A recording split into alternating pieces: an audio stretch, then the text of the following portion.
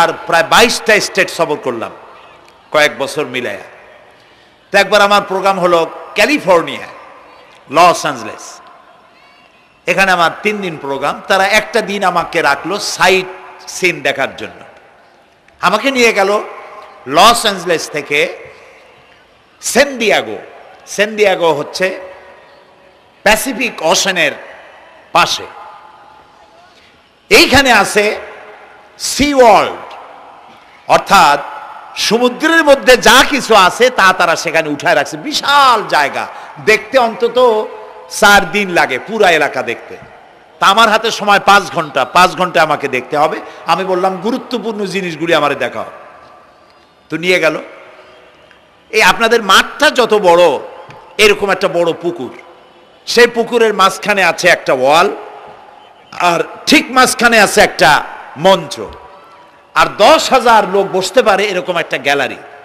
ওরকম একটা গ্যালারিতে আমাকে বসালো টিকিট কাটায়া। ওখানে মাছের খেলা দেখানো হবে। যারা খেলা দেখাবে তারা হাতে তুড়ি দিল, সঙ্গে সঙ্গে 2টি মাছ ওই পাশ থেকে তারা ভিতরে বড় গেট আছে, সেই গেট দিয়ে এপারে চলে আসলো। আমি লক্ষ্য করলাম খেলা যারা দেখাবে তাদের মুখের কথা, বাঁশির আওয়াজ, হাতের ইঙ্গিত মাছে বোঝে। মাছটার বুকটা সাদা, একদম সাদা, আর পেছনের দিকটা কালো। যখন উঁচু হয় তখন মনে হয় কোনো সৌদি প্রিন্স হবে। কালো কাপড় গায়ে দেয় সাদা জামার উপরে, ঠিক ওরকম মনে হয়। তো যারা খেলা দেখাবে তারা এভাবে হাতে তালি দিল, মাছেও তার 2টি পাখা নিয়ে হাতে তালি দিল, ওয়েলকাম করলো দর্শকদেরকে।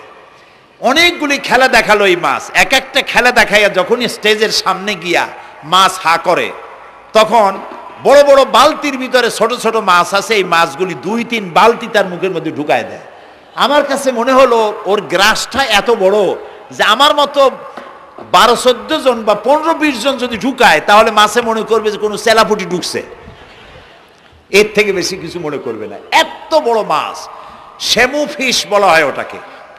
এরপরে দেখলাম তিমি মাছ, নীল জাতীয় তিমি, যে তিমিগুলি খুব কম পাওয়া যায়, মহাসমুদ্রে এগুলি থাকে। এক একটা নীল তিমির ওজন 5,000 টন পর্যন্ত হতে পারে। এর যে বাচ্চা হয় সে বাচ্চায় দুধ খায়। তিমি হচ্ছে স্তন্যপায়ী প্রাণী। যে বাচ্চা হইল যেদিন হয় সেদিন থেকেই বাচ্চার 50 থেকে 60 মণ দুধ লাগে। কে খাওয়ায়? সুবহানাল্লাহ। দুনিয়ার কোনো গভর্নমেন্ট খাওয়ায় না।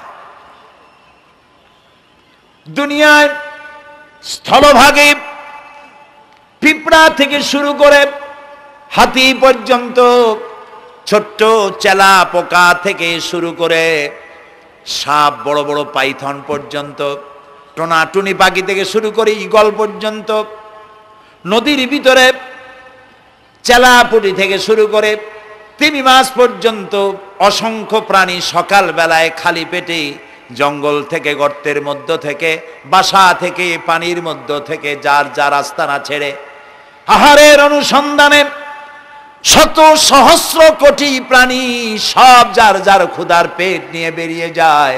আল্লাহ রাব্বুল আলামিন বলেন, সন্ধ্যা হতে না হতে সবগুলির পেট ভরাইয়া যার যার বাসায় আমি ভিড়াইয়া দেই। ইন্নাল্লাহা হুয়ার রাজ্জাকু যুল কুওয়াতিল মাতিন। খেতে দেওয়ার মালিক কে? সেই আল্লাহর এই গুণকে, এই গুণাবলীকে বিশ্বাস করতে হবে। খেতে দেওয়ার মালিক তিনি কেবলমাত্র। সন্তান হয় না, দেওয়ার মালিক কে? বলেন জোরে। হাসাবার মালিক কে? কাঁদাবার মালিক কে? সুখ দেওয়ার মালিক কে? দুঃখ থেকে উদ্ধার করার মালিক কে? হায়াতের মালিক কে? মতের মালিক কে? ফাআলুন লিমা ইউরিদ। যা খুশি তাই তিনি করতে পারেন। সুবহানাল্লাহ বলে। কোন? কাফ আর নুন, 2টি অক্ষর। যখন যা ইচ্ছে করেন হয়ে যায়। আল্লাহর এই গুণকে বিশ্বাস করলে মানুষ শিরক থেকে বাঁচতে পারবে। মাজারমুখী হবে না মুসলমান, মসজিদমুখী হবে তখন। আজ আমার মুসলমান একদিকে নামাজও পড়ে আর একদিকে মাজারের কাছে গিয়ে দুর্বল হয়ে যায়। আছে না? আছে কি না? মাজারগুলির কাছে গিয়ে সাহায্য কামনা করে। আমার নিজের চোখে দেখেছি মাজারে গিয়ে কিভাবে সেজদা দেয় কবরকে। বলেন নাউযুবিল্লাহ। আল্লাহ ছাড়া কাউকে রুকু সেজদা করা যায় না। যা চাবার আল্লাহর কাছে চাইতে হবে। ওয়াইজা সাআলতা ফাসআলিল্লাহ ওয়াইজা ইসতাআনতা ফাসতাইন বিল্লাহ।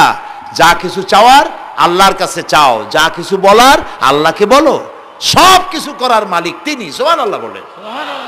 এই জন্য মাজারের সাথে মুসলমানদের সম্পর্ক হবে না, মুসলমানদের সম্পর্ক হবে মসজিদের সাথে। কিসের সাথে বলেন জোরে? আপনি কোন অসুবিধায় পড়েছেন, মাজলুম হয়েছেন, অত্যাচারিত হয়েছেন, চাকরির সমস্যা হয়েছে, ঘরে খাবার নাই, অসুখ বিসুখ হয়েছে, নানান ধরনের সমস্যায় পড়েছেন, কোনো মাজার নয়, কোনো পীর নয়, মসজিদের ভিতরে চলে যান, উজু করে মসজিদে ঢুকে 2 রাকাত কাজায়ে হাজাতের নামাজ পড়েন। রাসূলুল্লাহর উপরে যখনই বিপদ হতো তিনি নামাজে দাঁড়ায় যেতেন। সুবহানাল্লাহ বলো। আপনি কেন যাবেন একটা কবরের কাছে? আপনার সাহায্য কামনার জন্য কোনো পীর নয়, আপনার সাহায্যের জন্য কোনো কবর নয়। সাহায্য পাওয়ার জন্য কে? আল্লাহ চান আপনার ঈমানটা খালেস হোক। আল্লাহ তাআলা এটা বরদাস্ত করতে পারেন না যে মানুষ কারো কাছে গিয়া আরেকজনের কাছে গিয়ে নথি স্বীকার করুক। আল্লাহ সহ্য করেন না। ইন্না শিরকা লাযুলমুন আযীম। শিরক হচ্ছে মস্ত বড় জুলম, অত্যাচার। আল্লাহ সব থেকে অপছন্দ করেন কোন গুনাহ? বলেন শিরক। আল্লাহ সহ্যই করেন না। কেন করেন না? একটা যুক্তিতে আসে। যারা বিবাহ করেছেন তাদের স্ত্রী যদি স্বামীর সাথে যে ধরনের হাসি খুশি প্রেমের আদান প্রদান করে, স্বামী ছাড়া যদি আরেকজন পুরুষের সাথে এরকমের ভাব বিনিময় করে, ফোনে কথা বলে, প্রেম করে, খুব সুন্দর করে ভালোবাসা দিয়ে যদি চিঠি লেখে অন্য পুরুষের কাছে, অথবা প্রেম নিবেদন করে, তাহলে স্বামীদের অবস্থা কেমন হবে বলেন? এইটার জবাব দিতেও যদি দেরি হয় তো খুবই কুলক্ষণ। হ্যাঁ, ভয়ানক হবে, ভয়ানক হয়ে যাবে। নিজের চরিত্র যতই যা হোক, বউর চরিত্র ভালো চাই। আচ্ছা বলেন তো, স্ত্রী আপনার সঙ্গে যেভাবে প্রেমের হাসি হাসে, প্রেম নিবেদন করে, ওই রকম আরেকটা পুরুষের কাছে সাথে করলে আপনার সহ্য হয় না কেন? আপনি স্ত্রীর উপরে আপনার অধিকারটা কতখানি, কি জন্যে? আপনার স্ত্রীর যে হাসি, যে মিষ্টি হাসি, যা আপনার প্রাণ কেড়ে নেয়, ওই হাসিতে আপনার কোনো অবদান আছে? বলেন। তার যে টানা টানা চোখ, সুন্দর ভ্রু, মাথায় অনেক লম্বা চুল, শরীরটা সুন্দর, যৌবন, রূপ, এর ভেতরে আপনার কোনো অবদান আছে? হ্যাঁ আছে, একটু তো আছেই। আপনি যে মুখ দিয়ে বউটা হাসে, সেই ঠোঁটে একটু লিপস্টিক লাগাইছেন। যে চোখের জন্য আপনি পাগল, সেই চোখে একটু কাজল লাগাইছেন। শরীরটাকে পেঁচাবার জন্য সুন্দর একটা শাড়ি কিনে দিছেন। একটা শাড়ি দিয়ে, একটু লিপস্টিক কিনে দিয়ে, চুলের একটা ক্লিপ কিনে দিয়ে, একটা ভালো শাড়ি কিনে দিয়া স্ত্রীর উপরে যদি এত অধিকার আছে যে কোনদিন মৃত্যু পর্যন্ত কোন প্রেমের হাসি, ভালোবাসার আদান প্রদান আপনি ছাড়া আর কারো সাথে করতে পারবে না, এইটা যদি আপনার অধিকার এভাবে প্রতিষ্ঠিত হয়, তাহলে এই হাসি যিনি দিলেন, এই দাঁত, এই সুন্দর চোখ, এই রূপ, এই যৌবন যা আল্লাহ তাআলা দিলেন, তার সামনে কোনো পীর অথবা কবরের সামনে যদি হাত পাতে আল্লাহ বরদাস্ত করেন না। কথা কি বুঝে আসছে? কথা বুঝে আসছে? আলহামদুলিল্লাহ বলেন। আলহামদুলিল্লাহ। বুঝলেই আমাদের কষ্ট সার্থক। আলহামদুলিল্লাহ বলি। আমরা যেন আল্লাহরে চিনতে পারি, বুঝতে পারি। আমার বিশ্বাস করুন, কোরআন আমার সামনে, আল্লাহর কসম, কোন জীবিত পীর, কোন মৃত্যু পীর আমার ভাগ্যের ভালো বা মন্দ করার কোন অধিকার রাখে না, রাখে না, রাখে না। কোন পীর ফু দিয়ে আমার ভাগ্যকে ভালো বানাই দিতে পারবে না, পারবে না, এবং আমার একটা চুলও বাঁকাও করতে পারবে না। খাইরিহি ওয়া শাররিহি মিনাল্লাহি তাআলা। আমার ভালো আমার মন্দ করার একমাত্র মালিক কে? আল্লাহ। এক আঙ্গুল আকাশের দিকে উঁচু করে চিৎকার দিয়ে বলুন কে? আবার বলেন, আবার বলেন, আবারও বলুন। হাত নামান। আল্লাহ কবুল করুন, বলেন আমিন। আমার এই বক্তব্য দিয়ে আমি কোনো পীরকে অমর্যাদা করছি না। পীর সাহেবদের কাছে পীর কোনো শরীয়তের শব্দ নয়। কোরআন এবং হাদিসে কোথাও পীর বলে কোনো শব্দ নাই। এটি ফার্সি শব্দ। এই শব্দের অর্থ হলো বৃদ্ধ। তো পীর যদি বৃদ্ধ হয় ভালো কথা, তিনি যদি আলেম হন আরো ভালো কথা। কিন্তু বাপ পীর ছিল, উনিও সেই সুবাদে পীর। ইলেম নাই তো, না নিজের কাছেই তো টর্চ নাই। আপনাকে অন্ধকারে উনিও ম্যানহোলের মধ্যে পড়বে, আপনারে নিয়ে পড়বে। আলেম হইতে হবে, পীর যদি হয় আলেম হইতে হবে, এক নম্বর কথা। দুই নম্বর কথা হলো তিনি ব্যবসায়ী হবেন না। ধর্মের নামে তিনি ব্যবসা করবেন না। তিনি মানুষকে হেদায়েতের পথ দেখাবেন। প্রয়োজনে জেলে যাবেন, প্রয়োজনে ফাঁসির মঞ্চে দাঁড়াবেন। তিনি নিজেকেই ইসলামের সব আমি করি, আর ইসলাম কারো কাছে নাই। যারা ইসলাম করলো 70-80 বছর ধরে, রাজনীতির পথ দেখালো, তারা ইসলামের দল না, ওনারটাই ইসলামের দল। এই ধরনের ফাজলামি বক্তব্য থেকে বিরত থাকতে হবে। এই ধরনের বেয়াদবিপূর্ণ বক্তব্য থেকে বিরত থাকতে হবে। আমার দোকানে খাঁটি ঘি পাওয়া যায়, আর কারো দোকানে খাঁটি ঘি পাওয়া যায় না। ইসলাম নিয়ে এই ধরনের মনোপলি বিজনেস করতে দেওয়া হবে না। প্রিয় ভাই সব, আমরা পীর সাহেবদের চিনি। পীর ছিলেন শাহজালাল রহমতুল্লাহ আলাইহি। সুবহানাল্লাহ। যুদ্ধ করা লাগে নাই, আজান দিয়েছেন, মূর্তির মাথা ভাঙ্গা চুর চুর হয়ে পড়ে গিয়েছে। গৌর গোবিন্দ পলায়া কুল পায় নাই। লোকেরা যায় তার মাজারে গিয়ে গজাল মাছ জিয়ারত করে আসে, কিন্তু তরবারিটা দেখে আসে না। দোধারি তরবারি এখনো আছে। সুবহানাল্লাহ বলেন। পীর ছিলেন হযরতে বাহাউদ্দিন নকশবন্দি, মুজাদ্দিদ আল ফিসানি রহমতুল্লাহ আলাইহি, বড় পীর আব্দুল কাদের জিলানী রহমতুল্লাহ আলাইহি, খাজা মঈনুদ্দিন চিশতি রহমতুল্লাহ আলাইহি, শাহজাহান আলী রহমতুল্লাহ আলাইহি। কত ওলিউল্লাহর মাজার দিয়ে আমার দেশ ভরা। আলহামদুলিল্লাহ কর। আলহামদুলিল্লাহ। এরা একদিকে মানুষকে মুরিদ বানায়া মুরিদের টাকা দিয়ে নিজেদের পকেট ভরেন নাই। ওনারা এরকম করতেন না, এইরকম করতেন। আর রাসূলুল্লাহ বলেছেন এই রকমের হাতের মর্যাদা নাই, এই হাতের মর্যাদা। আমি পীর দেখছিলাম, বাইতুল শরফের পীর হযরত শাহ আব্দুল জব্বার সাহেব, আল্লাহ তাআলা জান্নাতুল ফেরদাউসের মেহমান বানায়নি। এই বাংলাদেশে শত শত মসজিদ মাদ্রাসার এতিমখানা তৈরি করে গেছেন। সুবহানাল্লাহ কর। বৃষ্টির মৌসুমে চট্টগ্রামের বাড়ি তার, 14 বছর মাদ্রাসায় ওয়াজিদিয়া চট্টগ্রামে 14 বছর বুখারী শরীফ পড়িয়েছেন। কি মানের আলেম! খালি পীর না, মুরিদরা যত টাকা দিত এই টাকা দিয়ে বড় বড় মাদ্রাসা মসজিদ করেছেন। আর বৃষ্টির সময় সাথী সঙ্গী নিয়ে বস্তি এলাকায় যেতেন, পলিথিন দিয়া ছাওয়া, বাচ্চা আর তার স্বামী নিয়ে কাতরায় এক কোনায় বসে আছে, খাবার নাই, চাউল নাই, অসুস্থ, তাদের চাউল দিয়ে আসতেন, তাদের রান্না করার শাকসবজি দিয়ে আসতেন, ওষুধ দিয়ে আসতেন, হাড়ি পাতিল দিয়ে আসতেন।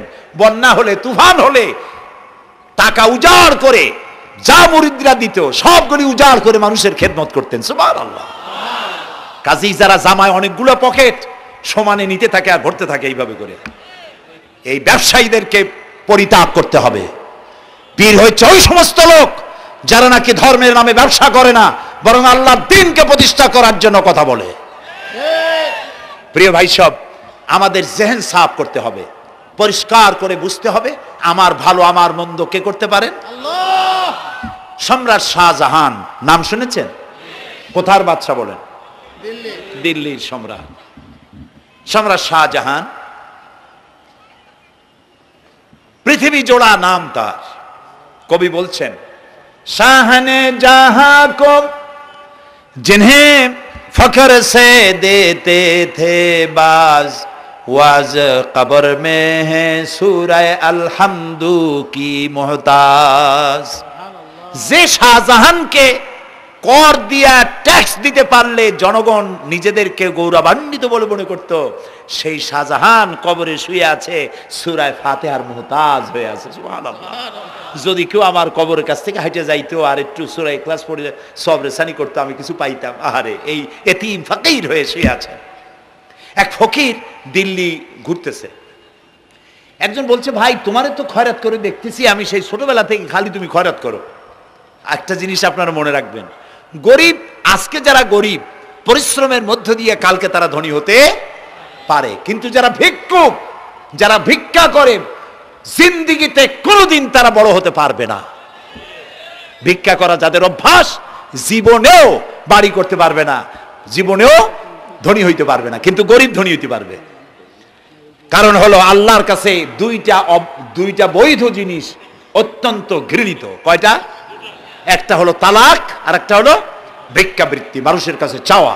আল্লাহ পছন্দ করেন না। তো ভিক্ষুক ঘুরতেছে, একটা লোক বলল, মিয়া তোমার তো সারা জীবনই খরচ করতে দেখি। খরচ করবো না, করবো কি? যার কাছে যাই সে দেয় 4 আনা 2 আনা 1 টাকা, এর বেশি তো দেয় না, তো দিয়ে আমি কেমনে বড় লোক হবো? কয় যে তুমি বাদশারে চোখে দেখো না, বাদশারে চোখে দেখো না। কয় বাদশার কাছে কি আমার মতো লোক যাইতে পারে নাকি? কল না, যাইতে হবে, যাও। বাদশা একবার যাবা, এমন দেওয়া দেবে জীবনে আর তোমার খরচ করা লাগবে না। পাতি শিয়ালের পিছনে ঘুরে তো লাভ নাই, পাতি শিয়ালে খায় মুরগি, তোমার একটা ঠ্যাং দেবে, দাঁতের খেলালের কাজও হবে না। বাঘের পিছনে ঘোরো, বাঘে খায় গরু আর হরিণ, একটা রান দিলে তুমি 1 সপ্তাহ খাইতে পারবা। কাজে ঘুরতে গিয়েও বোঝা উচিত কার সাথে ঘুরি। তো বলছে বাদশার কাছে যাও। তো বাদশারে পাবো কই? কই তো দেখলাম কেবল মসজিদে ঢুকলো। তারপরে ফকির গিয়ে দাঁড়ায় আছে বারান্দায়, দেখে যে উনি বাদশা ভেতরে বসে হাত তুলে আছে ভাবে, আর চোখ দিয়ে পানি পড়ে দাড়ি ভিজে ভিজে পড়তেছে। নামাজ শেষ করে, মোনাজাত শেষ করে বাদশা বেরিয়েছেন। কোন বাদশা? শাহজাহান। বাইরে আসার পর ফকির বলল, আসসালামু আলাইকুম বলে ফকির রওনা করছে। বাদশা বলে, দাঁড়াও, তুমি যে রওনা করলা, তোমার তো ভিক্ষুক মনে হয়, আর লোকেরা যারা ভিক্ষুক না তারাও তো আমার কাছে চায়, আর তুমি তো ভিক্ষুক, চাইলে না কেন কিছু? ভিক্ষুক বলে, জাহাপানা, আমি কিছু চাইতে এসেছিলাম আপনার কাছে, কিন্তু আপনার করুণ অবস্থা দেখে আমার জ্ঞানের চোখ খুলে গিয়েছে। আমি দেখতে পেলাম আমি যার কাছে চাইতে এসেছি, আমি তো কান্দি না, হাতও পাতি নাই। যার কাছে চাইতে আসতাম দিল্লির সম্রাট, আবার কোন সম্রাটের কাছে হাত পেতে ভিক্ষুকের মতো কি জানি চায়, আর চোখ দিয়া পানি পড়ে দাড়ি ভিজে ভিজে পড়ছে। আমার জ্ঞানের চোখ খুলে গেছে, দুনিয়ার বাদশার কাছে আর চাইবো না। বাদশা কান্দে যে বাদশার কাছে, তার কাছেই চাইবো। প্রিয় ভাই সব, এই জন্যে জিহেন সাফ করে ফেলুন। দুনিয়ার কোনো মানুষের জন্য, মানুষের কাছে নয়, কোনো কবরে নয়, কোনো কারো কাছে নয়, আল্লাহ তাআলার কাছেই আমরা নামাজের মধ্যে ঘোষণা করেছি, ইয়াকা না'বুদু ওয়া ইয়াকা নাস্তাঈন। আল্লাহ তাআলা, তোমার একমাত্র ইবাদত করি, তোমার কাছেই সাহায্য চাই। কাজেই সাহায্য আল্লাহর কাছে। কার কাছে চাইবো বলেন? আল্লাহ আমাদের ঈমান পোক্ত করে দিন। আমরা বলি আমিন, আমরা বলি আমিন। অসুখ বিসুখ হইলে পরে ধৈর্য ধরবেন। অনেক মানুষ আছে জ্বর হইলে কয় যে এত নামাজ পড়ি খালি জ্বর আমারই হয়, এত রোজা রাখি, ভালো ভালো কাম করি, আমার ছেলের অসুখ মোটে সারি না। এই জাতীয় কথা বলবেন না। মুমিনের পায়ে যদি কাঁটা ফোটে সওয়াব থেকে খালি নাই, ধৈর্য ধরতে হবে। কাঁটা ফুটছে, বলেন ইন্না লিল্লাহ। আজাবান লিল মুমিন, মুমিনের জন্য বড়ই আশ্চর্য ব্যাপার, বিপদ হইলেও শুকর আদায় করে, আর সুখে থাকলেও শুকর আদায় করে। সুবহানাল্লাহ বিহামদি। বিপদ আসলে সে বলে ইন্না লিল্লাহি, বলেন ইন্না লিল্লাহি ওয়া ইন্না ইলাইহি রাজিউন। আর যখন শান্তি আসে বলে আলহামদুলিল্লাহ। দুই অবস্থায় তার জন্য নিয়ামত আল্লাহর তরফ থেকে সে পায়, আলহামদুলিল্লাহ। প্রিয় ভাই সব, তো আল্লাহর উপর ঈমান আনার জন্য কয়টা শর্ত বলছি না? এই যে প্যাচ লেগে গেছে, কয় যে 3টা। আল্লাহর উপর ঈমান আনার জন্য শর্ত কয়টা? 4টা। 4টার বলছি কয়টা? 2টা। আরেকটা হচ্ছে আল্লাহর কুদরত, এ বিশ্বাস করা। আল্লাহর কুদরত মানে শক্তি। আল্লাহর কিছু বিশ্বাস করবেন, বলেন জোরে? শক্তি। আকাশ এবং জমিনে শক্তিশালী কে? কিন্তু আমার দেশের জনগণ, কিছু কিছু রাজনীতিবিদরা বলে জনগণই নাকি সকল ক্ষমতার সকল শক্তির উৎস। কি পাগল! তুমি ক্ষমতার উৎস? নাকের মধ্যে ময়লা, দাঁতে ছাতা, পেটের মধ্যে দুর্গন্ধ ভরা, ক্ষমতার উৎস? আশ্চর্য কথা। এই যে ক্ষমতার উৎস, হাজার হাজার লোক এখানে বসা, দুইটা ভাউয়া ব্যাংক যদি দুই কোণা দিয়ে ঢোকে, ভাউয়া ব্যাংক চেনেন? বিগ সাইজের ব্যাংক, দুইটা যদি দুই দিক দিয়ে ঢোকে লাফাইতে লাফাইতে, সামনে যারা আছে এমনি লাফাবে। অন্তত টঙ্গী তামিরুল মিল্লাত মাদ্রাসা ছাড়াইয়া তারপরে ফিরে তাকায় বলবে, ভাই আমরা দৌড়াই কেন? ব্যাংকের সামনে অসহায়, বল্লা ভীমরুলের সামনে অসহায়, সাপের সামনে, বিচ্ছুর সামনে অসহায়, তারা কয় সকল ক্ষমতার উৎস জনগণ। কপাল পোড়া! ক্ষমতার উৎস জনগণ নয়। এটা কোরআনের সাথে কন্ট্রাডিকশন হয় এ কথায়। আল্লাহ বলেছেন আন্নাল কুওয়াতা লিল্লাহি জামিয়া, সকল ক্ষমতার উৎস কে? চিল্লায় বলো আল্লাহ। ক্ষমতা কি দেখছেন? মাত্র 1.5 মিনিট। কয় মিনিট? মাত্র 1.5 মিনিট। আল্লাহ বলেছেন কোন? সাথে সাথে তামিলনাড়ু, মালয়েশিয়া, ইন্দোনেশিয়া, থাইল্যান্ড, মালদ্বীপ, শ্রীলঙ্কা, 2 লক্ষ লোক শেষ, 1 লক্ষের খোঁজ নাই। সমুদ্রের পানি 33 ফিট উঁচু হয়ে এসছে। সুবহানাল্লাহ কই দিচ্ছে করে না? বিজ্ঞানীরা বলেছেন ভারত মহাসাগরের তলদেশে ফাটল ধরেছে, ওর কয়েক কিলোমিটার নিচে ভূমিকম্পের উৎপত্তি হয়েছে। ভারত মহাসাগরের পানি 3 হাত না 4 হাত? কত কিলোমিটার আল্লাহই জানে। এই কয়েক কিলোমিটার নিচে যে মাটি, সেই মাটিরও কয়েক কিলোমিটার নিচে ভূমিকম্পের উৎপত্তি। এখান থেকে ভূমির কম্পন হয়েছে, সেই ভূমিকম্পে সমস্ত মহাসাগরের মধ্যে, ভারত মহাসাগরের মধ্যে জলকম্পন শুরু হয়েছে। পানির কম্পন, মাটির কম্পন একসাথে। 33 ফিট উঁচা, মানে 4 তলা বিল্ডিং এর মতো উঁচু হয়ে আসছে পানি। 4 তলা পরিমাণ উঁচু হয়ে পানি চলে আসছে। বাড়ি গাড়ি সব কিছু খড় কুটার ন্যায় সব উড়িয়ে দিয়েছে। এগুলোরে কপাল পোড়া নাস্তিক যেগুলি, তারা বলে প্রাকৃতিক দুর্যোগ। ওর বাপের মাথা। আচ্ছা, প্রাকৃতিক দুর্যোগ, প্রকৃতি কি? কোন জন্তুর নাম? প্রকৃতি কোন জন্তু জানোয়ারের নাম? প্রকৃতি নিজে চলে না কেউ তাকে চালায়? কে চালায়? কপাল পোড়ারা তা বোঝে না। বিশ্ববিদ্যালয়ের শিক্ষক হয়েছে তো, আল্লাহ দিয়ে আসি কোথায়? তবে সব খারাপ না, ভালো আছে আলহামদুলিল্লাহ। কিছু আছে কপাল পোড়া। বিশেষ করে শান্তিনিকেতনে যারা পড়াশোনা করে আসে, সাহিত্য চর্চা করে, এই সাহিত্য চর্চা করতে করতে এক পর্যায়ে কপাল পুড়ে যায়। আল্লাহরে চিনতে পারে না, সব চেনে আল্লাহরে চেনে না। আল্লাহ এখন চিনাইতেছে ভালো করিয়া। প্রিয় ভাই সব, কওমে আদ, কওমে সামুদ, এগুলিকে আল্লাহ তারা ধ্বংস করেছেন। কিয়ামতের আগে এই যে 7টা আকাশ, এই আকাশ সম্পর্কে অবিশ্বাসীরা তারা বলেছে আকাশ বলতে কিছুই নাই, এটা নাকি অনেক দূরে, তাই নীলা নীলে দেখা যায়। কি কপাল পোড়া চিন্তা করেন, নীলা নীলা দেখা যায়। এই আকাশ মহাশূন্য। এই আকাশগুলিকে, আকাশ কয়টা? কয়টা স্তর? 7টা। এগুলি কাতাইয়ে সিজিল্লিল কুতুব। কোরআনে কারিমে আল্লাহ তাআলা বলেছেন কিতাবের পৃষ্ঠার মতো কিয়ামতের আগে একটার পর একটা ঠাস ঠাস করে পড়বে, ভেঙে চুরে চুরমার হয়ে যাবে। ওয়াইদাল বিহারু ফুজ্জিরাত, আল্লাহ তাআলা বলছেন ইযাস সামাউ ফাতারাত ওয়াইদাল কাওয়াকিবু ইনতাসারাত ওয়াইদাল বিহারু ফুজ্জিরাত। আকাশের তারকাসমূহ বিক্ষিপ্ত হয়ে পড়বে।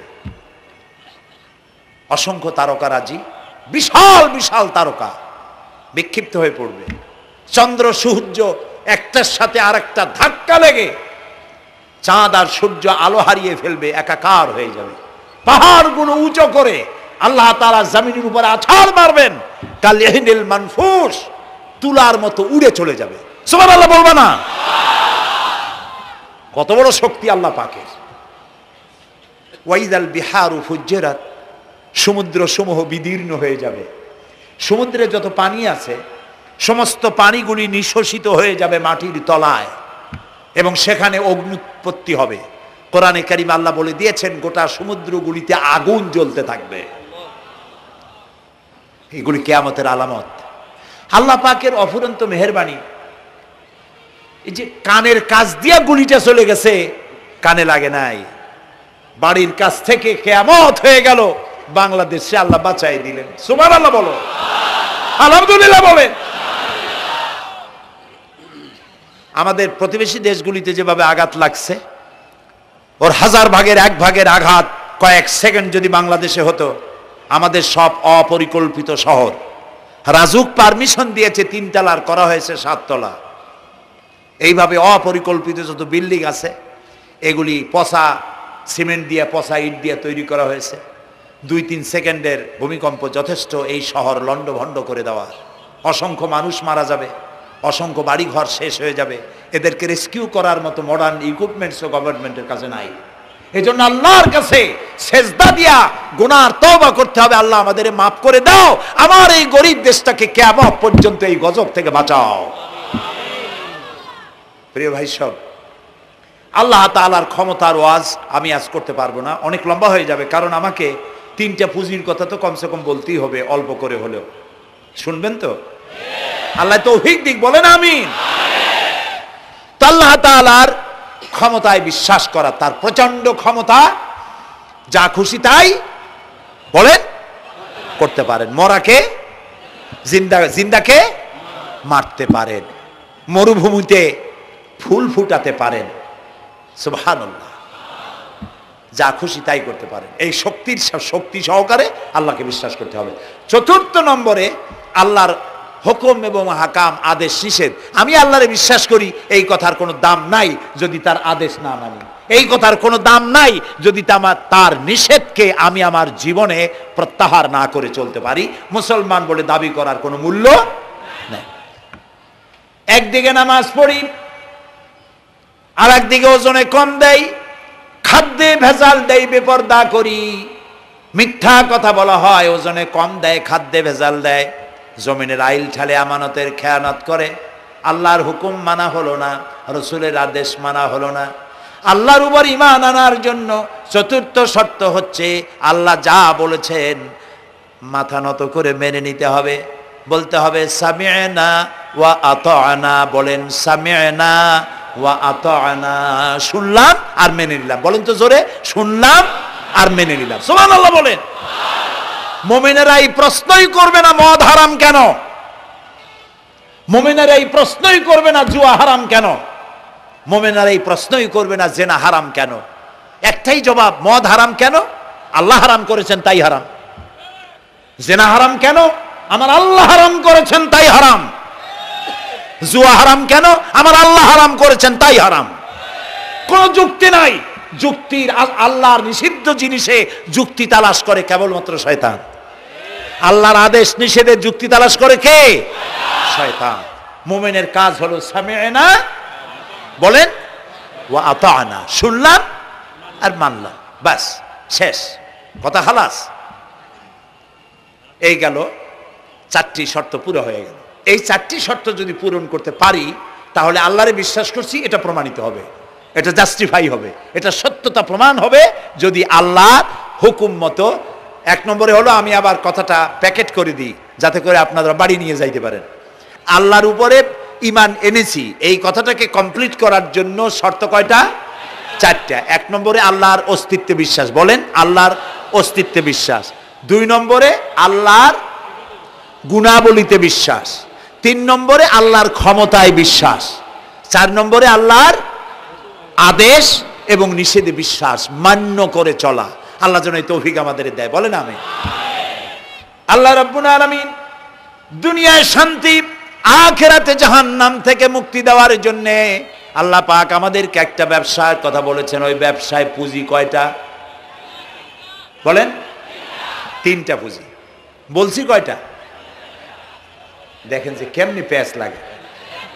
বলছি মাত্র একটা, সে একটা ডাল বার করছি 4টা। এবার আসেন মূল পয়েন্টে। এবার দ্বিতীয় পয়েন্ট, রসুলের প্রতি ঈমান। আমরা তো রসুলের প্রতি ঈমান আনছি কিনা বলেন?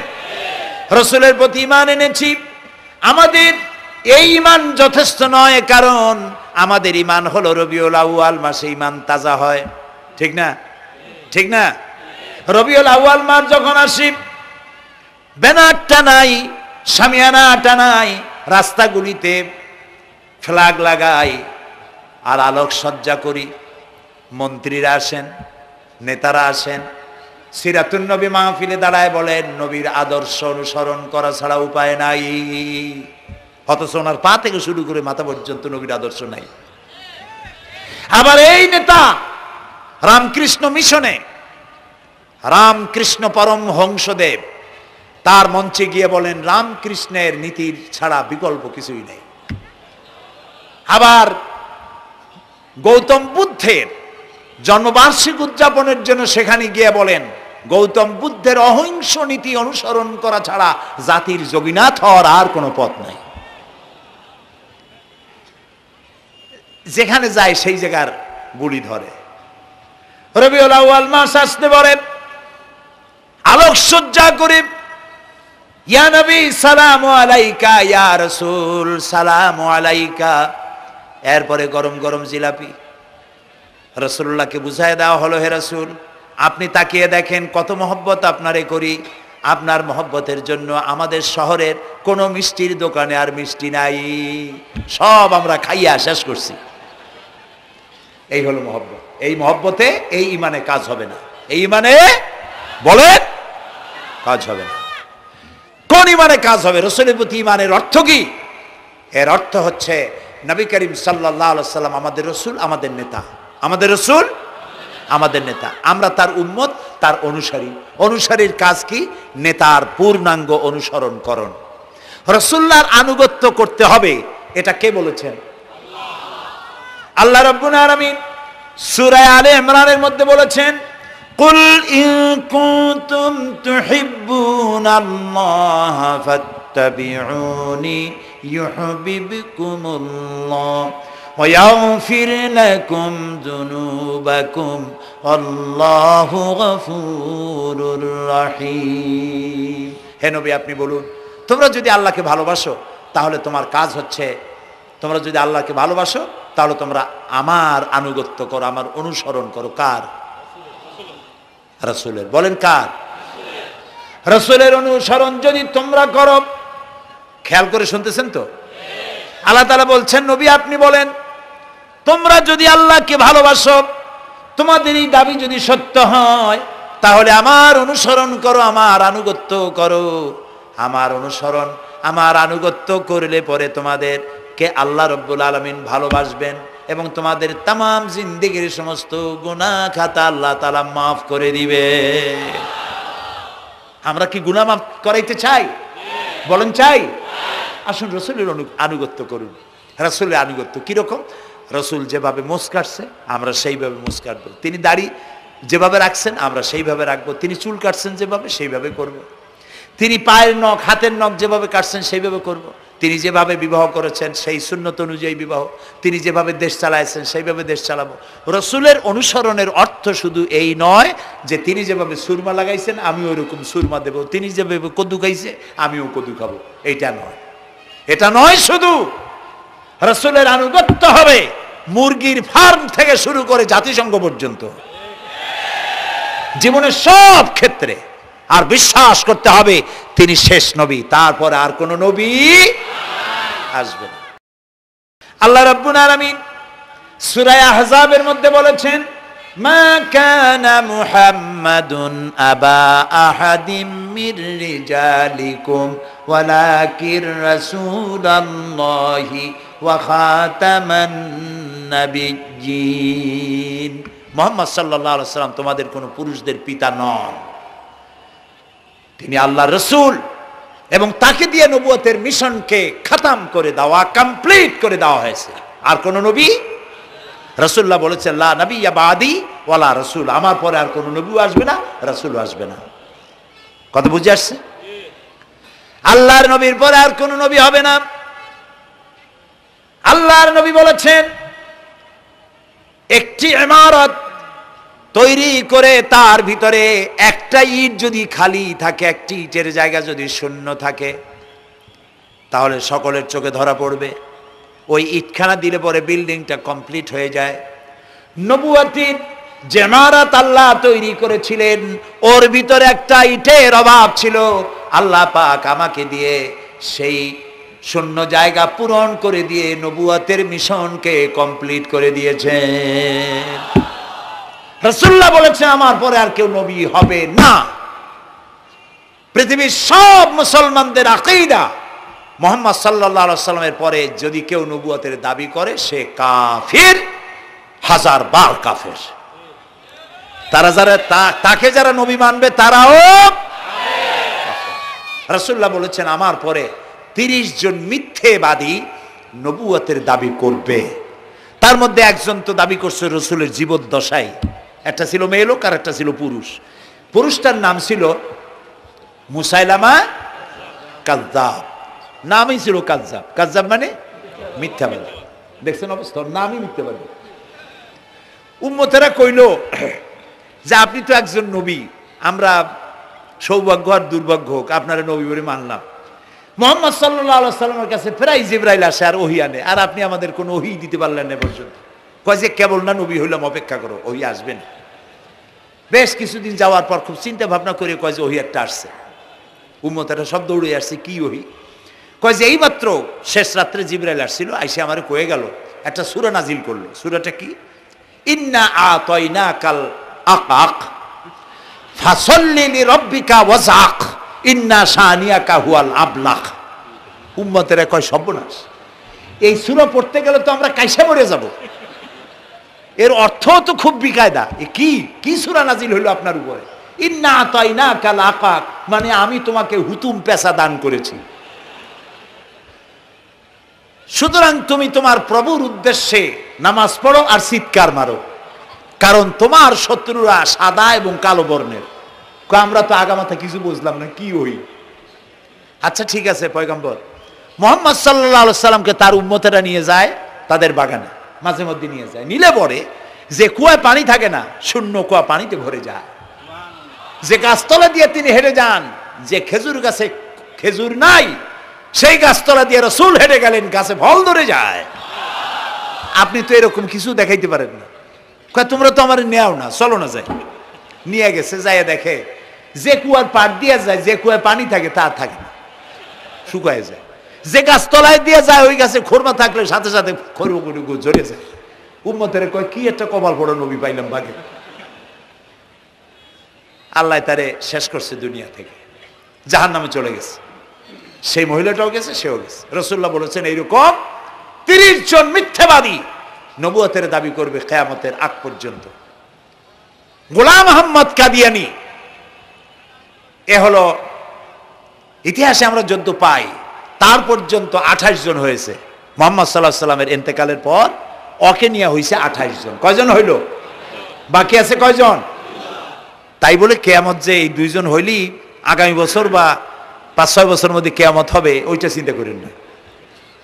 এই পৃথিবীতে একটা লোক আল্লাহ শব্দ উচ্চারণ করার যদি থাকে, কিয়ামত সে পর্যন্ত হবে না। সুবহানাল্লাহ। সুতরাং বহুত দেরি আছে কিয়ামতে। তবে ওর মতো আরো শয়তান 2 জন আসবে। গোলাম আহমদ কাদিয়ানী বলল, আমি পয়গম্বর, আমি নবী, আমার উপরে ওহী আসে।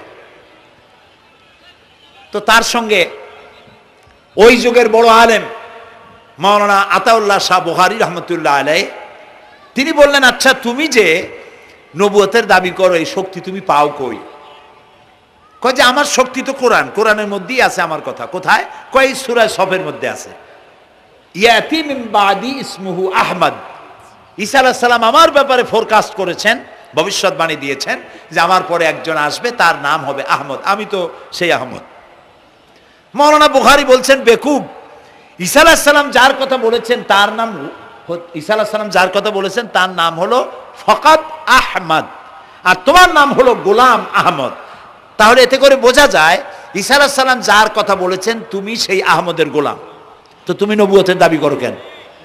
গোলাম আহমদ কয় যে হুজুর, আমার নামের আগে গোলাম বৈশা একটু সমস্যা হয়েছে, ঠিক, তো গোলামটারে যদি বাদ দেই তাহলে তার আপনি আপত্তি করতে পারেন না, আমি আহমদ থাকি আর আপনি আমার উম্মত হয়ে যান। আমি আমার কথা ঈসা আলাইহিস সালাম বলেছেন। মাওলানা বুখারী বলছেন, দেখো তোমার ফতোয়া অনুযায়ী তুমি বলছো নামের প্রথম অংশ বাদ দিয়া শেষের অংশ নিয়ে তোমার উপর ঈমান আনতে, তাহলে আমার নাম আতা আল্লাহ, তোমার ফতোয়া অনুযায়ী আমার নামের প্রথম অংশ বাদ দিলাম, আতা গেছে, থাকছে আল্লাহ। আর আল্লাহ হয়ে বলছি তোর মতো গাধারে আমি নবুয়ত দেই নেই। এরপর এই শয়তানের মউত হলো কোথায় বলেন? কোথায়? পায়খানার ভিতরে। এই কাদিয়ানীরা, গোলাম আহমদ কাদিয়ানী কাফের, ওরে যারা নবী বলে মানে তারাও কাফের। প্রিয় ভাই সব, পৃথিবীর 48টি মুসলিম দেশ কাদিয়ানীদেরকে নন মুসলিম মাইনরিটি হিসেবে ঘোষণা দিয়েছে রাষ্ট্রীয়ভাবে। সৌদি গভর্নমেন্ট আইন পাশ করেছে, কিয়ামত পর্যন্ত কাদিয়ানীরা মক্কা মদিনায় প্রবেশ করতে পারবে না। বিগত 100 বছরের ভিতরে কোনো কাদিয়ানী মক্কা মদিনায় ঢুকতে পারে নাই।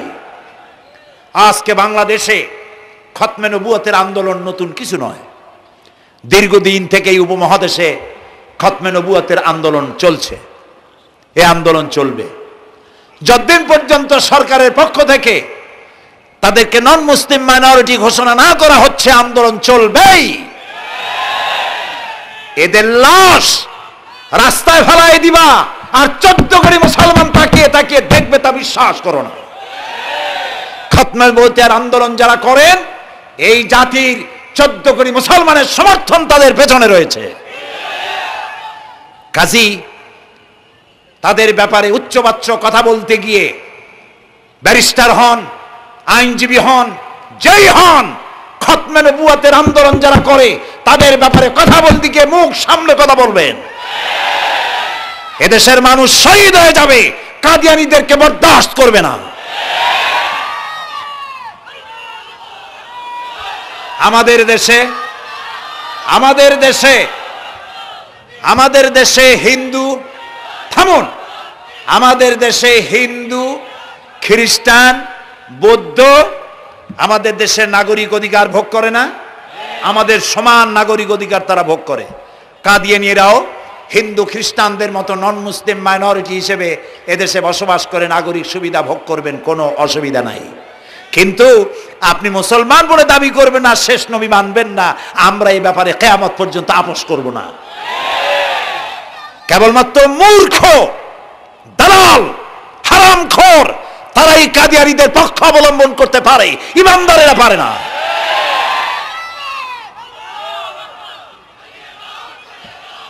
কাদিয়ানীরা যে সব মসজিদ তৈরি করে, এগুলি মসজিদ নয়, এগুলি উপাসনালয়। হিন্দুদের মন্দিরকে যেভাবে আমরা সম্মান করি, ওদের উপাসনালয়কেও সম্মান করি। কিন্তু কাদিয়ানীরা যতদিন মুসলমান নামের পরিচয় দিতে থাকবেন, আমরা আমাদের অধিকার আদায়ের জন্য সুশৃঙ্খলভাবে গণতান্ত্রিক পদ্ধতিতে আমরা এই অধিকার আদায়ের চেষ্টা করব। খতমে নবুয়তের আন্দোলন কোনো রাজনৈতিক আন্দোলন নয়, এটি আমাদের ঈমানের আন্দোলন। যারা আন্দোলন করতেছেন তারা আমাদের ফরজে কিফায়ার দায়িত্ব পালন করছেন। প্রিয় ভাই সব, রাসূলের প্রতি ঈমান আনতে হলে এরকম ঈমান আনতে হবে, তারপরে আর কোনো নবী আসবে না। তারপরে কথা হলো তাকে অনুসরণ করতে হবে পায়ের নখকাটা থেকে শুরু করে মাথার চুল পর্যন্ত, জীবনের সব ক্ষেত্রে রাসূলের অনুসরণ করতে হবে। তিনি সেনাপতি ছিলেন, শ্রমিক ছিলেন, পিতা ছিলেন, নানা ছিলেন, স্বামী ছিলেন, ঠিক না? তিনি রাষ্ট্রপ্রধানও ছিলেন।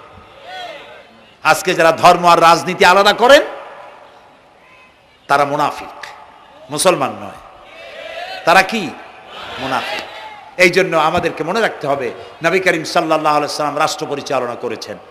যারা ধর্ম আর রাজনীতি আলাদা করেন তারা মুসলমান হিসাবে আল্লাহর কাছে পরিচিত হতে পারবেন না। প্রিয় ভাই সব, নবীজি মক্কা থেকে মদিনা এলেন, মদিনায় এসে রাষ্ট্রপ্রধানের দায়িত্ব পালন করলেন। আজ তিনি রাষ্ট্রপ্রধান, কোরআন হলো সংবিধান, কোরআনের আইন চালু করে দিলেন। চুরি বন্ধ হলো, ডাকাতি বন্ধ হলো, জেনা ব্যভিচার বন্ধ হয়ে গেল, মানুষ দরজা খুলে ঘুমাবার সুযোগ পেল। সুবহানাল্লাহ, সুবহানাল্লাহ। নবী করিম সাল্লাল্লাহু আলাইহি ওয়াসাল্লাম একটি সুন্দর সুখী সমাজ পৃথিবীতে চালু করে গেলেন। আজ আমাদের ভাগ্য যদি খুলতে হয়, রাসূলের অনুসরণ করি আমাদেরকে রাষ্ট্র পরিচালনা করতে হবে। ইসলাম সন্ত্রাসকে প্রশ্রয় দেয় না, ঠিক না ভাই? আমাদেরকে যারা সন্ত্রাসী বলে, ওরাই তো সন্ত্রাসের দাদা, ওরা সন্ত্রাসের জন্মদাতা। আমাদেরকে সন্ত্রাসী বলো? আমি আমেরিকায় বক্তব্য করেছি, লন্ডনে বক্তব্য করেছি, আমি তাদেরকে বলছি তোমরা আমাদেরকে সন্ত্রাসী বলো, আমাদের দেশে যাইয়া দেখো, তোমাদের এখানে সমস্ত সুপার মার্কেটগুলি সব বন্ধ হয়ে যায় বেলা 4টায়, কোনো মার্কেট খোলা থাকে না। কেন খোলো না? তোমরা সিকিউরিটি দিতে পারবে না বলে খোলো না। চুরি হবে, ডাকাতি হবে, লুটপাট হবে, এই জন্য বিকেলেই সব বন্ধ হয়ে যায়, রাতে কোনো দোকান খোলা থাকে না। তো যাও তো আমাদের দেশে, আমাদের তো সন্ত্রাসী বলো, গরিব দেশ। আমাদের দেশের বাবুরহাটে, নরসিংদীর কাছে বাবুরহাট, যেটাকে এই দেশের ম্যানচেস্টার বলা হয়, সারা রাত কোটি কোটি শত কোটি টাকার কাপড় চোপড় বেচা কিনা হয়, পুলিশের গন্ধ খুঁজে পাওয়া যায় না, সারা রাত বেচা কিনা হয়। গ্রামের বাজারগুলি যায় দেখেন আমাদের দেশে, যশোরে, খুলনায়, উত্তরবঙ্গে রাত 2টা 2:30 পর্যন্ত বেচা কিনা হয়, ঠিক না? এই যে আমাদের দেশে আল্লাহর মেহেরবানি, এবারে যে ঈদের সময় ঈদ আর পূজা একসাথে হইল, মুসলমান মেয়েরা, হিন্দু মেয়েরা সোনা দানা গলায় পরিয়া, হাতে পরিয়া, তারপরে বাজারঘাট ঈদের কেনাকাটা, পূজার কেনাকাটা করছে, কোনো অসুবিধা হয় নাই, ঠিক না? আল্লাহর মেহেরবানি, র্যাবে জি যা করার করছে। মক্কা শরীফে, মদিনা শরীফে দেখলাম লোকেরা হাত তুলে, বাংলাদেশি লোকেরা ওখানে যারা আছে, র্যাবের জন্য দোয়া করছে, আল্লাহ র্যাবের প্রতি তুমি রহমত নাজিল করো, আল্লাহ রহম করুন, কোন আমি। দেশের যতটা অসুবিধা হয়েছিল তার থেকে অনেক গুণ জ্ঞান হয়ে গেছে, আলহামদুলিল্লাহ, আলহামদুলিল্লাহ। প্রিয় ভাই সব, এই যে আল্লাহ রাব্বুল আলামিন মুসলমানদেরকে পৃথিবীর মধ্যে সব থেকে বেশি শান্তি প্রিয় করেছেন, কোন আলহামদুলিল্লাহ। তোমরা আমার মক্কা যাইয়া দেখো, মক্কা মদিনায় যাইয়া দেখো, আমাদের কেউ সন্ত্রাসী? মক্কা মদিনায় লক্ষ লক্ষ মানুষ, এই যে সব চলে গেছে, এখন কোথায় গেছে? সারা পৃথিবী থেকে মানুষের এখন ছুটছে ছুটছে, পৌঁছে গেছে, আর পথে আছে, প্লেনে আছে, নদীতে আছে, গাড়িতে আছে। সুবহানাল্লাহ, লক্ষ লক্ষ মানুষ চলে গেছে, সবার একই ড্রেস, একই গন্তব্য, একই স্লোগান, লাব্বাইক আল্লাহুম্মা লাব্বাইক। সব মানুষ চলে গেল। আমি 96-তে যখন পার্লামেন্টে আসলাম, প্রথম পার্লামেন্টে এক বক্তৃতার ভেতরে আমি বলেছিলাম যে আমাদের দেশে নেতা নেত্রীরা ওমরা করে, হজ করে। আচ্ছা, আপনারা যাইয়া দেখেন কি, করেন কি, আনেন কি? যাইয়া একটু তোয়াব করিয়া আসার সময় আতর আর পাথর, সুরমার খুরমা পকেট ভরে নিয়ে আসেন, কিন্তু চোখে দেখেন না। আল্লাহ তাআলা বলছেন, আওয়ালাম ইয়ারাউ আন্না জাআলনা হারামান আমিনান, তোমরা কি দেখতে পাও না আমার এই হারামকে আমি কিভাবে নিরাপত্তার শহর বানিয়েছি? সুবহানাল্লাহ। রাত 2:30-3টার সময় চাঁদের মতো সুন্দরী যুবতী মেয়ে একাকিনী, কোনো পুরুষ সঙ্গী ছাড়া, নিজের ডেরা, নিজের তাবু ফেলে কাবা শরীফের ভিতরে এসে গেল, লক্ষ লক্ষ পুরুষের মধ্য দিয়ে আল্লাহর ঘর তওয়াফ করলো, তাহাজ্জুদের নামাজ আদায় করলো, এরপরে দোয়া দুরুদ করে, কান্নাকাটি করে মেয়ে লোকটি একাকী লক্ষ লক্ষ মানুষের মধ্য দিয়ে নিজের ঘরে ফিরে গেল। কোন পুরুষের একবার তার চেহারার দিকে নজর পড়েছে তো দ্বিতীয়বার তার রূপ উপভোগ করার মতো সাহস কারো মনের মধ্যে জাগে না। হাজার বছরের ইতিহাস, মক্কা থেকে, মদিনা থেকে, আরাফাত থেকে, মুজদালিফা থেকে, মিনা থেকে একটা নারী লাঞ্ছিতা হয়েছে, ধর্ষিতা হয়েছে, অপমানিতা হয়েছে, এর ইতিহাস নাই। প্রিয় ভাই সব, প্রসঙ্গক্রমে এই টঙ্গী লক্ষ লক্ষ লোকেদের সমাবেশ হয়, আলহামদুলিল্লাহ বলে।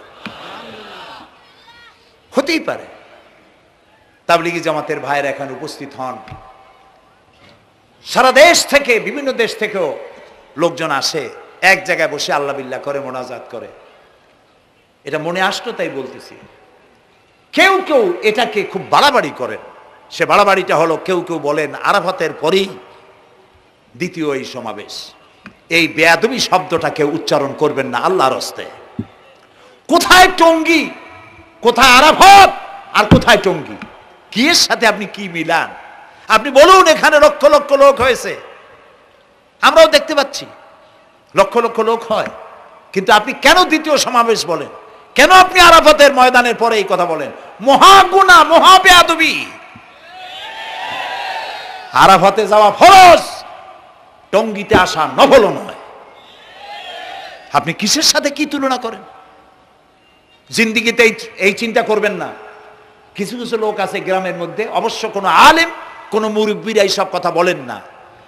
মূর্খ যারা, তারা এই ধরনের কথা ছড়াইছে গ্রামে। 3 বার টঙ্গীতে আসতে পারলে 1 হজের সওয়াব হয়। বলেন নাউজুবিল্লাহ। শুধু 3 বার না, কিয়ামত পর্যন্ত লোকের এখানে আসতে থাকলে আরাফাতের ময়দানে 1 সেকেন্ডের যে সওয়াব হবে তাও হবে না। আরাফাত হচ্ছে সেই ময়দান যেখানে আদম আলাইহিস সালাম থেকে শুরু করে মুহাম্মদ রাসূলুল্লাহ সাল্লাল্লাহু আলাইহি সাল্লাম পর্যন্ত সব নবীদের চোখের পানি শুকিয়েছে। পৃথিবীর কোটি কোটি মানুষ এখানে কাঁদছে। আর আল্লাহ রাসূল বলেছেন, আল হাজ্জুল মাবরুর লাইসা লাহুল জাযাউ ইল্লাল জান্নাহ। একটা কবুল হজের সওয়াব আল্লাহর কাছে বেহেশত দেওয়া ছাড়া আর কিছুই নেই। মান হাজ্জা লিল্লাহ ফালাম ইয়ারফুস ওয়ালাম ইয়াফসুক রাজা কায়াউমিন ওয়ালাদাতহু উম্মুহু, রাওয়াহুল বুখারী। বুখারী শরীফের হাদিস। রাসূলুল্লাহ বলছেন, আরাফাতের ময়দান থেকে হাজিরা যখন বেরিয়ে যায় সন্ধ্যায়, মা যেমন নিষ্পাপ সন্তান প্রসব করে, আরাফাত থেকে হাজিরা তেমন নিষ্পাপ হয়ে বেরিয়ে যায়। আল্লাহর হস্তে আপনারা এই তুলনাটা কেউ করবেন না। বলবেন অনেক বড় সমাবেশ হয়েছে, লক্ষ লক্ষ লোক হয়েছে, বাস শেষ। এটা দ্বিতীয় সমাবেশ, আরাফাতের পরে এটা দ্বিতীয় স্থান অবলম্বন করেছে, এইসব বাজে কথা আর একদিনও বলবেন না। মহাবেয়াদবি যদি কেউ বলে থাকেন আস্তাগফিরুল্লাহ পড়ুন আস্তাগফিরুল্লাহ। আল্লাহ সবাইকে ক্ষমা করুন, বলুন আমিন। এখানে আসলে দোয়া কবুল হবেই, কোনো গ্যারান্টি নেই, কোনো গ্যারান্টি নাই। কিন্তু রাসূলুল্লাহ বলেছেন আরাফাতের ময়দানে দোয়া কবুল হয়। রাসূলুল্লাহ বলেছেন আল্লাহর ঘরের কাছে দাঁড়ায়া, মুলতাজিমে দাঁড়ায়া এমন কোন দোয়া করি নাই যে আল্লাহ কবুল করেন নাই। কাজে এই সব চিন্তা করবেন না। প্রিয় ভাই, সব রসুলের প্রতি ঈমান আনতে হলে রসুলের জীবনকে জানতে হবে। রসুলের জীবন আমরা অনেকেই জানি না। বাংলা ভাষায় বহুত বইপত্র বেরিয়েছে রসুলের জীবনী সংক্রান্ত। মেহেরবানি করে কিনবেন এবং পড়বেন। রসুলের প্রতি ঈমানের অর্থ হলো রসুলুল্লাহর পা থেকে শুরু করে মাথা পর্যন্ত সবটা আমল করা এবং তাকে মোহাব্বত করা। রসুলকে কি করবো আমরা? কি মোহাম্মদ সে ওয়াফা তূনে তু হাম তেরে ये जहां चीज ही क्या लोह कलम तेरे है। মোহাম্মদ সাল্লাল্লাহু আলাইহি সাল্লামের সঙ্গে যদি তুমি মহব্বতের কানেকশন জুড়িয়ে দিতে পারো, তার অনুসরণ আর অনুকরণ যদি করতে পারো, আকাশ আর জমিন তো দূরের কথা, লোহ কলম পর্যন্ত আল্লাহ তোমার জন্য করে দেবে। নবী করিম সাল্লাল্লাহু আলাইহি সাল্লামের উপর ঈমান আনার অর্থ হলো তার অনুসরণ অনুকরণ করা। 3 নম্বরে ওয়াতুজাহিদুনা ফি সাবিলিল্লাহি বিআমওয়ালিকুম ওয়া আনফুসিকুম। আল্লাহর রাস্তায় লড়াই করো জান দিয়া আর মাল দিয়া। কি দিয়া কোন তো? জান দিয়া আর মাল দিয়া। আমরা কিন্তু বলি হুজুর আসি আপনার সাথে, আপনার পিছনে আসি, জানটা দিয়ে দেব। এই মানুষেরা খুব চালাক। আপনি জান দিলে তো মাল থেকে যাবে। আগে দেবেন কি? মাল, পরে দেবেন জান। মাল দিতে হবে, জান দিতে হবে আল্লাহর দ্বীন প্রতিষ্ঠার জন্য। রাসূলুল্লাহ জীবন দিয়ে, সাহাবায়ে কেরাম জীবন দিয়েছেন, রাসূলুল্লাহ রক্ত দিয়েছেন, দান মোবারক শহীদ হয়েছে। আমি দেখেছি ওহদের মাঠে, আমি ওহদে যখন সফর করেছি, আল্লাহ বহুবার নিয়েছেন আলহামদুলিল্লাহ। আমাকে সেখানকার একজন আলেম মদিনার, তিনি আমাকে নিয়ে গেলেন ওহদে বেশ কয়েক বছর আগে। ওহদে গিয়ে দেখলাম, আমাকে দেখালো যে নবী করিম সাল্লাল্লাহু আলাইহি সাল্লামের যেখানে দান শহীদ হয়ে গিয়েছিল, দাঁত মোবারক শহীদ হয়েছে, রাসূলুল্লাহ বেহুশ হয়ে পড়ে গেছিলেন। তাকে হযরতে আবু বকর, হযরত ওমর, হযরত ওসমান, এই 3 জনে উঁচু করে নিরাপদ জায়গায় নেওয়ার জন্য দৌড়াচ্ছিলেন। পাহাড়ের উপরে যখন উঠতেছিলেন, ওই তিনজন রসুলকে ঘাড়ে করে নিয়ে উঠতেছেন, পাহাড় তখন কাঁপতেছিল, পাহাড় কাঁপতেছে, এত বড় কাঁপন উঠেছে পাহাড়ের। পাহাড় সেই এলাকা থেকে কাগজ কাটলে, কেচি দিয়ে কাগজ কাটলে যেমন রেজা রেজা হয়ে যায়, আমার নিজের চোখে আমি দেখলাম, তিনি আমাকে দেখালেন এই সেই এলাকা যেখানে রসুলকে উঠানো হয়েছিল। পাহাড় আল্লাহর ভয়তে কাঁপতেছিল তরতর করে। সেই উঁচা জায়গা, একটা বিশ্রামের মতো জায়গা পাহাড়ের মধ্যে, সেইখানে তাকে নিয়ে যখন রসুলকে যখন শোয়ানো হচ্ছিল, পাহাড় কাঁপতেছে। নবী করিম সাল্লাল্লাহু আলাইহি সাল্লাম তখন বলছেন, উসবুতি ইয়া জিবাল, উসবুতি ইয়া জিবাল, ইন্নাকা আলাইয়া নবিয়ান ওয়াস সিদ্দিকিন ওয়াস শাহিদাইন। হে পাহাড়, উসবুতি ইয়া জিবাল, হে পাহাড় থেমে যা, তোর উপর আল্লাহর নবী, তোর উপরে সিদ্দিক আর দুইজন শহীদ দাঁড়িয়ে আছে, থেমে যা। পাহাড় থেমে গেল। সিদ্দিক হযরত আবু বকর, দুইজন শহীদ তোর উপরে, হযরতে ওমর, হযরতে উসমান রাদিয়াল্লাহু তাআলা আনহুমা। কবে শহীদ হবে রাসূলুল্লাহ আজকে বলতেছেন, তোর উপরে দুইজন শহীদ দাঁড়িয়ে আছে। এইভাবে কষ্ট করেছেন নবীজি, ক্ষুধায় কষ্ট করেছেন, যুদ্ধ করেছেন। তবে সেই যুদ্ধ আক্রমণাত্মক ছিল না, ডিফেন্সিভ ছিল। আক্রমণকে প্রতিহত করার জন্য তিনি লড়েছেন। প্রিয় ভাই সব, এত কষ্ট করার পর তিনি যে দিন কায়েম করে গিয়েছিলেন, আল্লাহ তাআলা বলছেন, ওয়াতুজাহিদুনা ফি সাবিলিল্লাহি, আল্লাহর রাস্তায় লড়াই করো জান দিয়ে আর মাল দিয়ে আমার দ্বীনকে প্রতিষ্ঠা করার জন্য। যদি তোমরা ইসলাম বুঝে থাকো, এরই মধ্যে তোমাদের জন্য কল্যাণ নিহিত রয়েছে। সুবহানাল্লাহ বলেন, এরই মধ্যে কল্যাণ। সুতরাং শুধু টুপি মাথায় দিয়ে নামাজ পড়লেই হবে না, নামাজও পড়তে হবে, আল্লাহর হুকুম হাকাম মানতে হবে, রোজাও রাখতে হবে, হজও করতে হবে, যাকাতও দিতে হবে, স্ত্রীকে পর্দায় রাখতে হবে, আমলে আখলাকে, সিরাতে সুরাতে, চলনে বলনে, ব্যবসায় বাণিজ্যে, বক্তৃতায়, রাজনীতি, অর্থনীতি, সমাজনীতি, সব জায়গায় আল্লাহ এবং রসুলের পূর্ণাঙ্গ আনুগত্য করার নামই হলো মুসলমান হয়ে যাওয়া। সুবহানাল্লাহ। এই মুসলমান হইতে পারবো আমরা? আল্লাহ যেন তৌফিক দেখেন, আমিন। সবাই বলেন আমিন। আমি এখন আপনাদের নিয়ে মোনাজাত করব। মোনাজাতের আদব বসা, দাঁড়ানো ভাইয়ের একটু বসেন। এই যত মানুষ দাঁড়ায় আছেন, মেহেরবানি করে একটু বসেন। আমি কিন্তু একবারও বলিনি আপনারা বসেন। দাঁড়ানো ভাইরা মেহেরবানি করে বসেন, মোনাজাত করব আপনাদের নিয়ে। প্রায় 2 লক্ষ লোক মারা গেছে ভূমিকম্পে, আর 1 লাখের উপরে নিখোঁজ। তাদের জন্য দোয়া করবেন না? যে আল্লাহ আমাদের বাঁচাই দিলেন, তার জন্য দোয়া শুকর আদায় করবেন না? সুতরাং বসেন, বসতে বলছি, দাঁড়াতে বলিনি। মোনাজাতের জন্য সবাই বসেন, আর একটু জোরে সরে জিকির করেন, লা ইলাহা লা ইলাহা।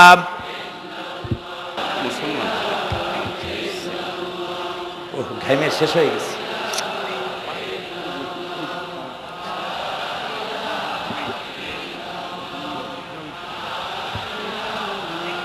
বয়স কত? বাড়ি কোথায়?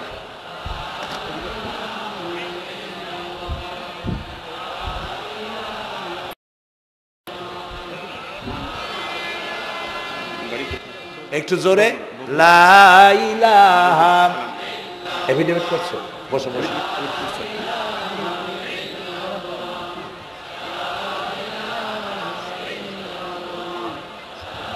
আচ্ছা, আমি তো মোনাজাতের কথা বলছি।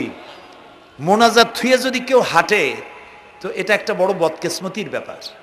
এত মানুষ একসাথে আল্লাহর কাছে মোনাজাতের লোভ কিভাবে সামলান? কেমনে হাঁটেন? এক যুবক ইসলাম কবুল করার জন্য আসছে। টঙ্গিতেই থাকো।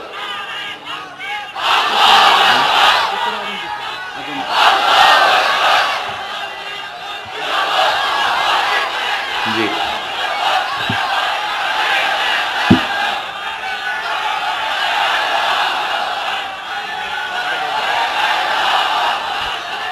এই ছেলেটি বাড়ি হলো বগুড়ায়, থাকে উত্তরায়।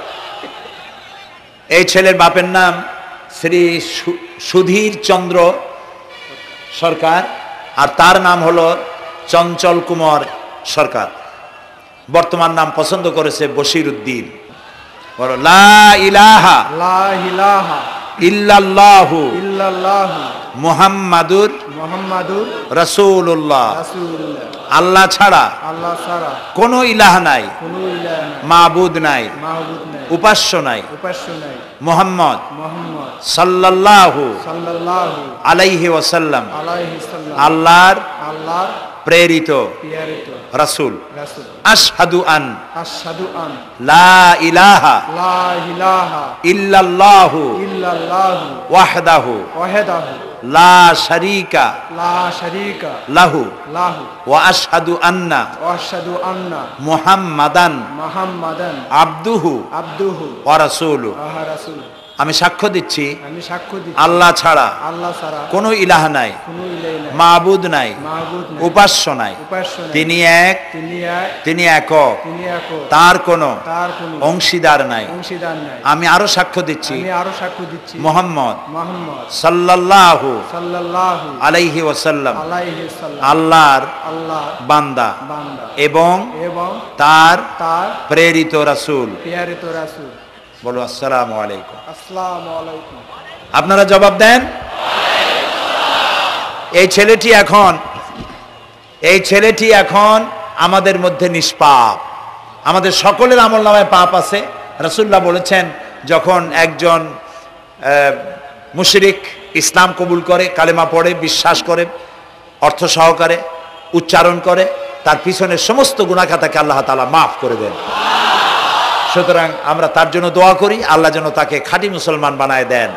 আমরা সবাই বলি আমিন। প্রিয় ভাই সব, মোনাজাতের পর এশার আজান হবে। আমরা বা জামাত এশার নামাজ পড়ে যাব ইনশাআল্লাহ। বলেন ইনশাআল্লাহ।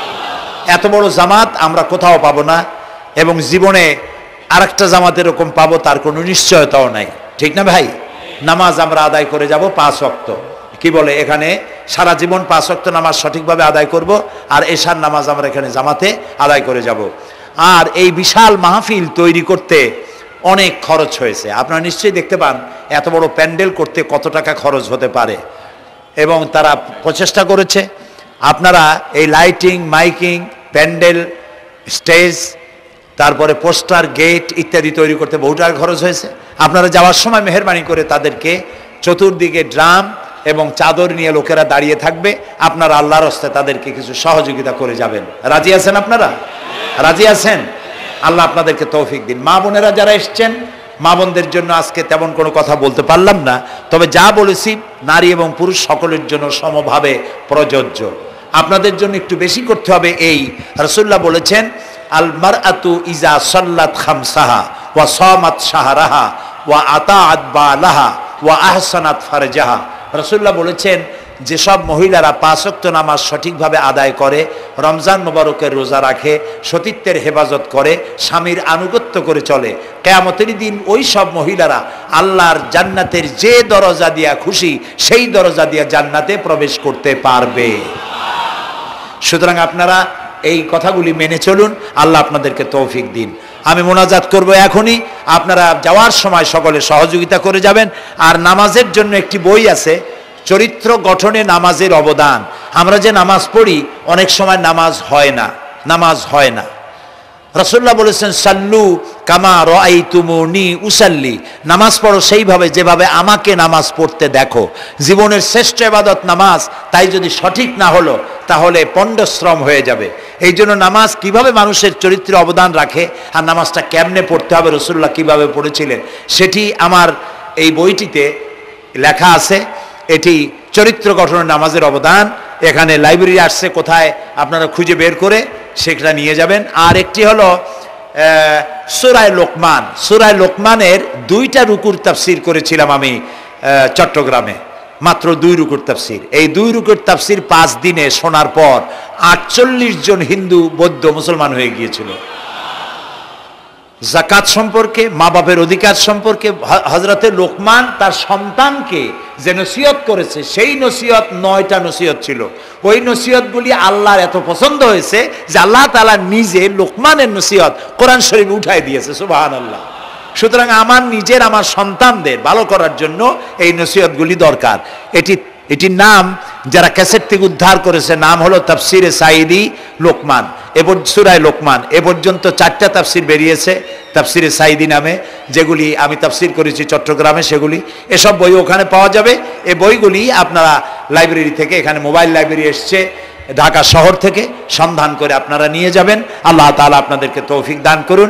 যাওয়ার সময় মাহফিলকে সাহায্য করে যাবেন, আর নামাজে সালাতুল এশা আদায় করে যাবেন। আল্লাহুম্মা আমিন। ربنا ظلمنا أنفسنا وإن لم تغفر لنا وترحمنا لنكونن من الخاسرين ربنا لا تزغ قلوبنا بعد إذ هديتنا وهب لنا من لدنك رحمة إنك أنت الوهاب أي الله تعالى হাজার হাজার মুসলিম জনতা, পুরুষ এবং নারী, আমরা তোমার দরবারে হাত তুলেছি, গুনার বোঝা মাথায় নিয়ে হাত তুলেছি। দয়া করে আমাদের জিন্দেগির সমস্ত গুনাহ খাতাকে আল্লাহ মাফ করে দাও। আয় আল্লাহ তাআলা, আমাদের মধ্য থেকে আমাদের মা বাপ যাদের দুনিয়া থেকে বিদায় হয়ে গেল, কবরগুলিকে জান্নাতের টুকরায় পরিণত করে দাও। রব্বির হামহুমা কামা রব্বায়ানি সগীরা। সবাই পড়েন, রব্বির হামহুমা কামা রব্বায়ানি সগীরা। আয় আল্লাহ তাআলা, तमाम পৃথিবীতে আজ মুসলমানেরা বড়ই বিপদে আছে। হায় আল্লাহ তাআলা, বিপদগ্রস্ত মুসলমানদেরকে তুমি সাহায্য করো রব্বুল আলামিন। ইরাকের মাজলুম মুসলমানদের হাতে ইরাকের জমিন উঠায় দাও। হায় আল্লাহ তাআলা, জালিমদেরকে তুমি নস্তনাবুদ করে দাও। আল্লাহ তাআলা, বাংলাদেশ আমাদের প্রিয় জন্মভূমি, এই দেশের উপরে তোমার খাস রহমত নাজিল করো। হায় আল্লাহ তাআলা, ভূমিকম্পে আশেপাশের দেশগুলির মারাত্মক ক্ষতি হয়ে গেল। আল্লাহ তাআলা, তুমি আমাদেরকে দয়া করে বাঁচাই দিয়েছো। কিয়ামত পর্যন্ত আসমান আর জমিনের সব মুসিবত থেকে আমাদের দেশকে তুমি হেফাজত করো রব্বুল আলামিন। আমাদের স্ত্রী পুত্র পরিজন যাদেরকে তুমি দান করেছো, সবগুলিকে দিনদার, ইমানদার, নামাজি মুসলমান বানাইয়া দাও। আয় আল্লাহ তাআলা, এই মাহফিলের আয়োজন যারা করেছেন, কষ্ট করেছেন, পয়সা দিয়েছেন এবং দেবেন, সকলকে আল্লাহ তাআলা ইমানে কামেল সকলকে দিয়ে দাও। আমাদেরকে তোমার মকবুল বান্দাদের মধ্যে শামিল করে নাও। আল্লাহ তাআলা, যারা হজে চলে গেছেন, যারা রাস্তায় আছেন যাওয়ার পথে, এবং আরো যারা যাবেন, আল্লাহ তাআলা সকলের যাতায়াত আসান করে দাও, সকলের হজকে কবুল করে নাও। যারা হজ করেন নাই, এই মাঠে আজকে যারা উপস্থিত, মন চায় যেতে, আল্লাহ তাআলা তাদেরকে যাওয়ার ব্যবস্থা করে দাও। আল্লাহ তাআলা, মা বোন যারা এসেছেন, মা বোনদের গুনাহ খাতাকে মাফ করে দাও, মা বোনদের অসুখ ব্যাধি মাফ করে দাও, তাদের কেমন আমল করার তৌফিক দাও, যাতে করে কিয়ামতে হযরতে আয়েশা খাদিজার সঙ্গে হাসর নসিব হয়ে যায়। আল্লাহ তাআলা, তোমার কাছে আরেকটা দোয়া করি, আমাদের এই বাংলাদেশে যারা বোমা মারে, আমাদের এই বাংলাদেশে যারা গ্রেনেড হামলা করে, আমাদের এই বাংলাদেশে সন্ত্রাসী তৎপরতা চালায়া যারা মানুষ হত্যা করে, তুমি তাদেরকে হেদায়েত করে দাও, তুমি তাদেরকে হেদায়েত করে দাও, তুমি তাদেরকে হেদায়েত করে দাও। আল্লাহ তাআলা, তোমার ইলমে যদি জানা থাকে ওদের নসিবে হেদায়েত নাই, তাহলে হামান, নমরুদ, সাদ্দাত, ফেরাউন এগুলারে যেমনে তুমি ধ্বংস করছো, বাংলাদেশে যারা গ্রেনেড হামলা করে, বোমা হামলা করে, মানুষ খুন করে, ওদেরকে গজব দিয়া, লানত দিয়া বাংলাদেশ থেকে চিরকালের জন্য বিদায় করে দাও। যারা বাংলাদেশে নৈরাজ্য সৃষ্টি করে, আল্লাহ তাদেরকে গজব দিয়া বিদায় করে দাও। হয় তারা হেদায়েত হোক, না হয় এই শয়তানদের হাত থেকে আমাদের দেশকে আল্লাহ তুমি রক্ষা করো রব্বুল আলামিন। টঙ্গী বিরাট শ্রমিক এরিয়া, আল্লাহ তাআলা শ্রমিকদের স্বাস্থ্য ভালো রাখো, তাদের সকলকে নামাজ আদায় করার তৌফিক দাও। আল্লাহ তাআলা, তাদের অভাব অভিযোগ দূর করে দাও। 4 দলীয় ঐক্য জোটের এই সরকারকে ইসলামের পক্ষে থাকার কাজ করার তৌফিক দান করে দাও। যত ওয়াদা নির্বাচনের আগে করেছিল, সবগুলি ওয়াদা অক্ষরে অক্ষরে পালন করার তৌফিক দিয়ে দাও। আমি কয়েক সেকেন্ড আপনাদের জন্য ছেড়ে দিলাম। মাথা নিচু করে, চক্ষু বন্ধ করে, যার যা চাওয়ার দরকার আল্লাহর কাছে চান। এই বিশাল মাহফিলে আল্লাহ তাআলা দোয়া কবুল করবেন ইনশাআল্লাহ।